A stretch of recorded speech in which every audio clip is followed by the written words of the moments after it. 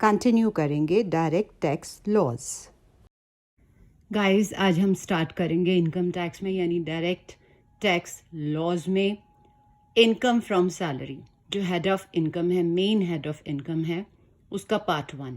ठीक है, सबसे पहले हम ये देखेंगे सैलरी होता क्या है। इन जनरल आपको पता है सैलरी एक रिम्यूनरेशन होती है या एक अमाउंट होता है जो एम्प्लॉयर अपने एम्प्लॉय को देता है। किसके लिए? क्योंकि वो कोई सर्विसेज प्रोवाइड करता है। ठीक है ना, कोई कॉन्ट्रैक्ट के बेस पे, चाहे वो इम्प्लाइड हो चाहे रिटन फॉर्म में हो, एक्सप्रेस मतलब रिटन फॉर्म में हो या इम्प्लाइड हो, व्हाटएवर, तो वो होती है हमारी सैलरी। ठीक है, सबसे बड़ी बात यहाँ पे क्या है कि presence of employer employee relationship, कि एम्प्लॉयर एंड एम्प्लॉय का रिलेशनशिप ज़रूर एग्जिस्ट करना चाहिए। Suppose we talk about salary given by partnership firm to a partner, तो कि उसमें क्या एम्प्लॉयर एम्प्लॉय का रिलेशनशिप है? नहीं होता ना, तो उसको हम नहीं लेते इस अंडर में, I mean head of income में, सैलरी के अंडर। Do you understand? तो एम्प्लॉयर एम्प्लॉय का रिलेशनशिप होना बहुत ज़रूरी है। अब जो अंडर सेक्शन 15 यानी इनकम टैक्स एक्ट 1961, चिल्ड्रन मैं इसलिए रिकॉल करती हूँ एक दोबारा ताकि आपको ईयर्स याद हो जाएं या सेक्शन याद हो जाएं। ठीक है, तो सैलरी अंडर सेक्शन 15 क्या बताती है हमें? ये डिफाइन तो नहीं करती है सैलरी को, लेकिन इतना ज़रूर बताती है कि हमने अगर इस हेड के अंदर चार्ज ऑफ इनकम लगाना है ना, तो ये ड्यू बेसिस पे हो या रिसीट बेसिस पे हो, दोनों में से कोई भी हो, which ever matures first, which ever occurs first. ठीक है, मतलब ऑल इन ऑल कि अगर हम किसी को सैलरी देते हैं, चाहे वो ड्यू बेसिस पे हो, रिसीट बेसिस पे हो, तो वो सैलरी ही मानी जाएगी। और इसमें हम इंक्लूड क्या क्या करते हैं? सबसे पहले सैलरी ड्यू, जैसे मैंने अभी बोला, फिर सैलरी पेड या अलाउड। ठीक है, प्रीवियस ईयर याद रखना, ये नहीं आगे पीछे का हो। और सबसे important, any arrears of salary, कोई पुरानी सैलरी हो जिस पे टैक्स नहीं लगा किसी वजह से, वो भी सैलरी के कॉन्सेप्ट में ही आएगा। ओके, अब ये तो था कि सेक्शन 15 क्या इसमें इंक्लूड करता है। अब सैलरी अंडर सेक्शन 17(1) में क्या क्या कॉम्पोनेंट्स हैं उनके, वो मैं आपको बताऊंगी। Okay, section 17 sub section 1 include क्या क्या सैलरी को, मतलब सैलरी में क्या क्या करता है इंक्लूड। एक तो वेजेस हैं, एनुअटी है या पेंशन है। पेंशन के बारे में आपने सुना होगा, रिगार्डिंग एनुअटी क्या है हम डिटेल में पढ़ेंगे। ग्रेच्युटी होती है, किस तरह की होती है वो भी डिटेल में पढ़ेंगे। ये सब हम डिटेल में पढ़ने वाले हैं, जस्ट आपको पता होना चाहिए इसके कॉन्स्टिट्यूएंट्स या कॉम्पोनेंट्स कौन कौन से हैं। सैलरी के अलावा अगर कोई फीस, कमीशन या पर्क्स वगैरह दी जाती हैं या profits in lieu of salary दी जाती है इन एडिशन टू सैलरी, वो भी सैलरी में ही आएगा। ठीक है, कोई एडवांस सैलरी लेता है, वो भी सैलरी का पार्ट होगा। ओके, कोई लीव लेता है जिसको इन कैश किया जा सकता है, जैसे अलाउबल होती, किसी फर्म में आप काम करते हो उसमें सपोज 10 छुट्टियां आपको अलाउड हैं, तो 10 डेज की अगर इनकैशमेंट होती है तो वो भी पार्ट ऑफ सैलरी ही होगा। ओके, उसके बाद कोई भी अमाउंट एम्प्लॉय के क्रेडिट में जाता है, किसके अंडर? रिकॉग्नाइज प्रोविडेंट फंड के अंडर, जो कि टैक्सेबल है, इन जनरल टैक्सेबल है किसी पर्टिकुलर सपोज ये प्रोविडेंट फंड के एक्ट के अंदर अगर वो टैक्सेबल है, तो जितना अमाउंट एम्प्लॉय के क्रेडिट में गया है वो भी टैक्सेबल होगा। ठीक है, उसके बाद इवन अनरिकॉग्नाइज प्रोविडेंट फंड में भी जितना टैक्सेबल होगा उस पर्टिकुलर एक्ट के अंडर, वो भी सैलरी में इंक्लूड होगा। अंडरस्टूड? उसके बाद इसके अलावा अगर कोई सेंट्रल गवर्नमेंट या कोई भी एम्प्लॉयर जो है, employer not employee, central government या कोई भी एम्प्लॉयर क्या करता है, पेंशन स्कीम के अंडर कोई कंट्रीब्यूशन करता है टुवर्ड्स किसकी तरफ? एम्प्लॉयज की तरफ, तो वो भी क्या होगा? टैक्सेबल होगा। और ये सेक्शन है अंडर CCD। ठीक है, उसके बाद है ये तो थे हमारे कॉन्स्टिट्यूएंट्स की सैलरी में हम क्या क्या इंक्लूड करते हैं। और इंपॉर्टेंट पॉइंट्स इसमें क्या है कि टैक्सेशन के पॉइंट ऑफ व्यू से सैलरीज और वेजेस में डिफरेंस नहीं माना जाता, क्योंकि दोनों ही पे किए जाते हैं under a contractual obligation, right. In general salary का मतलब होता है नॉन मैनुअल वर्क और वेजेस का मतलब होता है मैनुअल वर्क, या जिसको आप लेबर बोल देते हो। ओके, अब हम बात करेंगे स्ट्रक्चर ऑफ सैलरी की। सैलरी के स्ट्रक्चर में क्या क्या आता है, यानी किन चीज़ों को हम मतलब सैलरी कंसिडर करते हैं। उसमें बेसिक सैलरी होती है कि जिसके बेसिस पे हम क्या करते हैं, काम स्टार्ट करते हैं। उसके अलावा कुछ अलाउंसेस होती हैं, कुछ और चीज़ें होती हैं जो हम part of basic salary, I mean total gross total income का जिसको हम हिस्सा बोल देते हैं, राइट। तो उसमें आती बेसिक सैलरी, ठीक है, अलाउंसेज आती हैं, परक्विजिट्स आती हैं, इनको पर्क्स भी बोल देते हैं, profits in lieu of salary. Detail में हम पढ़ेंगे और इनका ट्रीटमेंट करेंगे। सबसे पहले हम करेंगे अलाउंसेज, क्योंकि बेसिक सैलरी तो बेसिक वही है ना जितना हमें मंथली मिलना है, उसके अलावा क्या मिलता है उसमें सबसे पहले आता है अलाउंसेज। अब अलाउंसेज क्या होती हैं? ऑब्वियसली मैंने बोला बेसिक सैलरी के अलावा, कि हमें अगर in addition to basic salary कुछ मिलता है, ठीक है, कोई फिक्स्ड अमाउंट मिलता है प्रीवियस ईयर में, याद रखना, इन एडिशन टू सैलरी, उसको हम क्या बोलते हैं? अलाउंस। ठीक है, उसके बाद अलाउंस किसके लिए है? ये अलाउंसेस किस किस के लिए हमें मिलती हैं?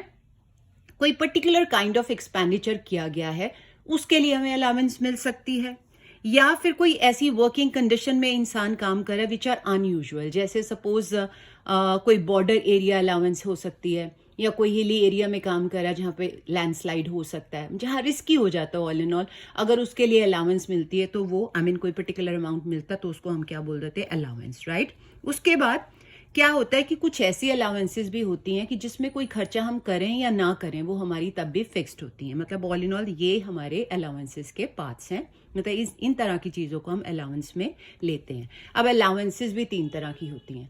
एक तो पूरी एग्जाम्प्ट होती हैं जिस पे टैक्स नहीं लगता, एक पार्शियली एग्जाम्प्ट होती हैं, मतलब पार्शियली टैक्सेबल होती हैं, और एक होती फुली टैक्सेबल। ठीक है, तो फुली टैक्सेबल, पार्शियली टैक्सेबल, और साथ में मैंने बोला फुली टैक्स फ्री है जिसको फुली एग्जाम्प्टेड बोल सकते हैं। हम सबसे पहले बात करेंगे फुली एग्जाम्प्टेड अलाउंसेस की। कुछ चीज़ें तो हमें लर्न करनी पड़ती हैं और मैंने बहुत ही कट शॉर्ट कर दिया, it will be easier for you to understand. तो फुली एग्जाम्प्टेड अलाउंसेस में सबसे पहले आती है फॉरेन अलाउंस, कि अगर हमारा कोई सिटीजन, इंडियन सिटीजन जो है अब्रॉड में काम करता है और गवर्नमेंट ने भेजा है, मतलब वो गवर्नमेंट का काम कर रहा है कहाँ पे? आउट ऑफ इंडिया, तो उसको अगर कोई अलाउंस मिलती है तो उसको टैक्स नहीं लगता है। जैसे इंडियन एम्बेसी है अमेरिका में, ठीक है, वहाँ पे कोई इंडियन सिटीजन जाके काम कर रहा है तो उसको जो भी अलाउंसेस मिलती हैं वो बिल्कुल एग्जाम्प्ट होती है, टैक्स नहीं लगता। वो कैसी हो सकती है अलाउंसेस? फॉर एग्जाम्पल चिल्ड्रन की एजुकेशन अलाउंस हो सकती है, कार अलाउंस हो सकती है, व्हाटएवर। ठीक है, उसके बाद नेक्स्ट आती है सैंक्चुअरी अलाउंसेस। इसमें क्या आता है? I just let you no. Sanctuary में आते हैं कि कोई किसी की ऑनरेबल पोजीशन है, उसको ऑनर देने के लिए अगर कोई अलाउंस देते हैं तो वो टैक्स फ्री होती है। जैसे जजेस हैं, किस किस के? सुप्रीम कोर्ट के एंड हाई कोर्ट के, उनकी ऑनरेरी पोस्ट के लिए जो मिलती है अलाउंस, सैंक्चुअरी अलाउंस, वो टोटली टैक्सेबल नहीं होती, एग्जाम्प्ट होती हैं। ओके, उसके बाद अगर हमें यूएनओ से कोई अलाउंस मिलती है वो भी हमें क्या होती हैं? फ्री होती हैं, टैक्सेबल नहीं होती, राइट। इसके अलावा हम करेंगे नेक्स्ट, अगर कोई एम्प्लॉय यूएनओ से कोई अलाउंस लेता है वो भी एग्जाम्प्ट है। और क्या क्या एग्जाम्प्ट है? कि अगर कोई अलाउंस मिलती है, ये ध्यान से सुनना, teaching faculty member from SAARC member state.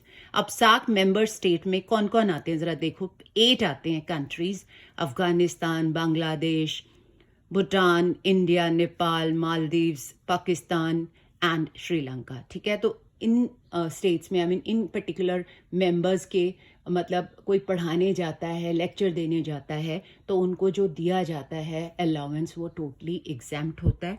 ठीक है, पर याद रखना ये एग्जाम्प्ट होता है किसके लिए? Not more than 2 years, right, सिर्फ 2 साल के लिए। जब वो पहुंचता है ना उसमें किसी और स्टेट में कोई लेक्चर देने के लिए एज ए मतलब टीचर या प्रोफेसर जाता है तो वो एग्जाम्प्ट होती है नॉट मोर देन 2 ईयर्स, याद रखना है। ठीक है, उसके बाद अगर कोई अलाउंस यूपीएसई, ठीक है, चेयरमैन को, यूपीएसई के चेयरमैन को ग्रांट की जाती है तो वो टोटली एग्जाम्प्ट होती है, क्योंकि it's just like sanctuary allowance, right.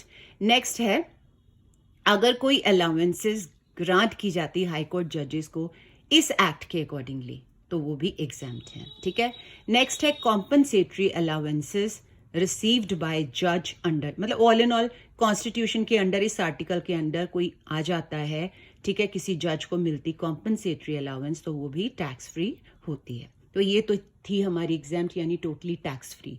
अब हम बात करेंगे फुली टैक्सेबल अलाउंसेस की। अब एंटरटेनमेंट अलाउंस मैंने अभी बोला फुली टैक्सेबल इनकम में आ जाती हैं, लेकिन उसमें कुछ एक्सेप्शंस भी होती हैं, उनको ध्यान में रखना। यूजुअली ये टोटली टैक्सेबल होती, तो क्या क्या एक्सेप्शंस है वो आपने साथ में देखना है। सबसे पहले है इसका सेक्शन 16 और इसका जो क्लॉज है वो है 2, ठीक है। अब ये जो अलाउंस है किस लिए दी जाती है कि अगर एम्प्लॉयर जो कि बिजनेस का एम्प्लॉयर है उसके क्लाइंट्स को या मेंबर्स को या मतलब किसी भी उसके रिलेटिव को एंटरटेन करने के लिए अगर कोई खर्चा किया जाता है तो वो क्या कहलाती है, एंटरटेनमेंट अलाउंस, ठीक है। बट एक बात बता दूं रिगार्डिंग एंटरटेनमेंट अलाउंस, एक्सपेंडिचर इनकर किया है या नहीं किया for this purpose is not considered here. और एक चीज और इम्पॉर्टेंट यहाँ पे है कि ये टोटली टैक्सेबल है in case of non government employee. जब आप सम रीड करना स्टार्ट करते हो सबसे पहले ये चेक कर लो सैलरी हेड में कि क्या ये गवर्नमेंट एम्प्लॉय है या नॉन गवर्नमेंट। अब अगर नॉन गवर्नमेंट है तो वो टोटली टैक्सेबल है। इवन गवर्नमेंट एम्प्लॉय होना उस सिचुएशन में भी सबसे पहले उस अलाउंस को बेसिक सैलरी में ऐड किया जाता है। बाकी जो और भी टैक्सेबल अलाउंसेज हैं या चीज़ें हमने ऐड करनी है, फिर ग्रॉस टोटल इनकम निकाली जाती है, उसके बाद डिडक्शन मिलती है ना। तो वो डिडक्शन मिलेगी अंडर सेक्शन 16 जो है क्लॉज है 2 के अंडर, ठीक है। तो वो डिडक्शन क्या है, least of the following. 3 conditions उन्होंने दे रखी हैं, इन तीनों में से जो लीस्ट अमाउंट होगा ना वो क्या होगा, डिडक्शन मिलेगी उसकी। इसमें नंबर 1 तो आता है पहले actual amount received as entertainment allowance previous year में, कि अगर जो एक्चुअल अमाउंट रिसीव किया है वो या 5,000 रुपीज, ये स्टैंडर्ड लिमिट है ये, या third is 20% salary of the employee, ठीक है। अब यहाँ पे सैलरी का मतलब इस डिडक्शन के लिए जो हमने 20% लेना ना, कौन सी सैलरी लेनी है, उसमें कोई अलाउंस ऐड नहीं होगा, सिंपल बेसिक सैलरी होगी, उसका 20% लेना है। तो हम क्या करेंगे, तीनों चीजों को हम क्या करेंगे, कंप्यूट करेंगे, ठीक है। ये एक्चुअल होगा, ये 5,000 की लिमिट है, ये 20% ऑफ बेसिक सैलरी निकालेंगे। इन तीनों में से जो लीस्ट होगा वो क्या होगा, डिडक्शन। यानी पहले पूरी एंटरटेनमेंट अलाउंस को बेसिक सैलरी में ग्रॉस टोटल इनकम के लिए ऐड किया जाएगा, फिर डिडक्शन मिलेगी अंडर सेक्शन 16 और उसमें क्लॉज है 2, ठीक है। तो सैलरी का मतलब भी मैंने आपको बता दिया है, ठीक है। और ये भी मैंने बता दिया एक्चुअल एक्सपेंडिचर हुआ है या नहीं हुआ, we are least bothered, this is immaterial, ठीक है। तो ये हमारी कंडीशन पूरी होनी चाहिए। मैं आपको एग्जाम्पल कराती हूँ इसकी। अब देखिए फर्स्ट एग्जाम्पल पढ़ते हैं। Mr. A is employed in company XYZ and gets entertainment allowance at rupees 10,000 per month during the previous year. Whether he is eligible for deduction in respect of entertainment allowance. सबसे पहले मैंने क्या बोला, read करो, क्या ये government employ है या नॉन गवर्नमेंट एम्प्लॉय है। यहाँ पे पढ़ो, कहीं पे भी नहीं लिखा गवर्नमेंट एम्प्लॉय है, इसका मतलब इसको डिडक्शन मिलनी नहीं है। इसकी सारी की सारी एंटरटेनमेंट अलाउंस जो है बेसिक सैलरी में ऐड होगी for purpose of gross total income. Is that clear? Second example करते हैं, मतलब बाकी चीज़ें सारी मटेरियल हो जाती हैं, हमने ये देखना है कि वो गवर्नमेंट है या नॉन गवर्नमेंट है। अब सेकंड सिचुएशन में क्या है, Mister B a central government employee, पढ़ लिया एक बार कि ये गवर्नमेंट एम्प्लॉय है, फिर हम देखेंगे कि उसको एंटरटेनमेंट अलाउंस मिल रही है। अगर मिल रही है तो पहले बेसिक सैलरी में सारी अलाउंस को ऐड किया जाएगा, जब क्रॉस टोटल इनकम निकलेगी फिर हम डिडक्शन अंडर सेक्शन 16 क्लॉज 2 की बात करेंगे, ठीक है। तो अब हमें पता चल रहा है कि उसको बेसिक सैलरी मिल रही है 10,000 की और 6,000 ये पर मंथ है, ठीक है। 6,000 पर मंथ है एंटरटेनमेंट अलाउंस और अदर अलाउंसेज हैं 12,000 पर मंथ, सब कुछ पर मंथ गिवन है। Compute the deduction under section 16 clause 2 in respect of entertainment allowance. अब चिल्ड्रन ध्यान से सुनिए, I mean guys listen to me carefully, मेरे लिए तो आप बच्चे ही हो, ठीक है। तो एक तो गवर्नमेंट एम्प्लॉय है, अब ये जो 10,000 बेसिक सैलरी है तो ये बन जाएगी 1,20,000 मल्टीप्लाई बाय 12 करोगे, है ना, ये बेसिक सैलरी है। उसके बाद एंटरटेनमेंट अलाउंस है हमारी 6,000 पर मंथ, इंटू 12 कर दोगे तो 72,000 बन जाएगा ये, ठीक है। अदर अलाउंसेज हैं 12,000। अब हमने ये देखना है कि इसको हमने कंसिडर करना है कि नहीं, बाद में देखेंगे क्या अमाउंट निकला है। तो डिडक्शन निकालनी है अंडर सेक्शन 16 क्लॉज 2 में। तो हमने 3 कंडीशन मैंने बोला, तो तीनों कंडीशन में जो लीस्ट अमाउंट निकलेगा ना वो हमने लेना एज डिडक्शन, कि पहले तो हम ये टोटल 72,000 जो है बेसिक सैलरी में ऐड कर देंगे। तो सबसे पहले हम फर्स्ट वाली कंडीशन लेते हैं, एक्चुअल एंटरटेनमेंट अलाउंस रिसीव्ड, यानी 6,000 है per month multiply by 12, 72,000 rupees. और जो स्टैंडर्ड लिमिट है वो है 5,000 की। थर्ड क्या है, 20% ऑफ बेसिक सैलरी। अब बेसिक सैलरी है 10,000 और 12,000 मिल रही है अलाउंसेस। हमने इसको कंसिडर नहीं करना है। मैंने बताया बेसिक सैलरी लेनी है तो 10,000 मल्टीप्लाई बाय 12 इसलिए किया क्योंकि फुल ईयर की होगी, उसका 20%, वो बनेगा 24,000। अब तीनों में लीस्ट कौन सा है? 5,000 ना, इसका मतलब जो डिडक्शन मिलेगी under this section that would be only ₹5,000। Understood? One important point I want to let you know is ये सेक्शन 16, इसको आप आई भी बोल सकते हैं, ठीक है? 16 II। गाइस, जो मैंने ये क्लास में आपको अभी कराया है उसके मैं नोट्स आपके साथ अटैच कर रही हूँ। You can take the screenshots, print out लेके you can make your own record. And moreover एक लाइक तो बनता है, कमेंट चाहे ना करिए, एक लाइक कर देना। Okay, see you soon.